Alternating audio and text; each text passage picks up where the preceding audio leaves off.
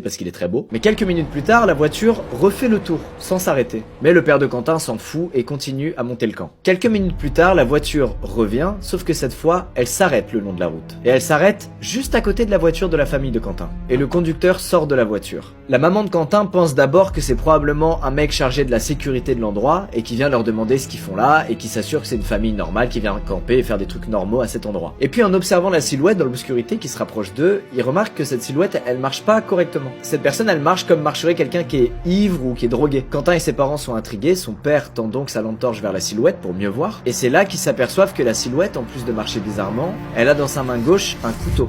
Immédiatement, le père de Quentin tend son bras et met toute sa famille derrière lui, et dans son autre main, il tend un maillet de camping. Son père, très calme, demande d'abord à l'homme de ne pas s'approcher. Mais l'inconnu continue. Après quelques secondes, le père de Quentin perd patience et se met à crier sur l'inconnu. Et l'inconnu, lui, se met à crier sur le père de Quentin en retour. Ce qui est très peu rassurant. Quentin et sa sœur se mettent à pleurer, ils sont petits, leur père crie sur un inconnu qui lui crie dessus aussi. Tout laisse à penser qu'ils vont se battre et que vu ce que les deux hommes ont dans leurs mains, il y en a un qui va finir dans un sale état. L'inconnu n'est plus qu'à 2 mètres du père de Quentin, et là, un chien arrive en courant sur l'inconnu et lui mord au niveau du bras de toutes ses forces. Ce chien, vous l'aurez deviné, c'est Parmesan. Surpris, l'inconnu laisse tomber son couteau et il court jusqu'à sa voiture. Parmesan, lui, ne pourchasse pas l'inconnu, il reste positionné proche de sa famille. Et immédiatement, Quentin et ses parents rassemblent leurs affaires et retournent dans la voiture. Une fois dans la voiture, Quentin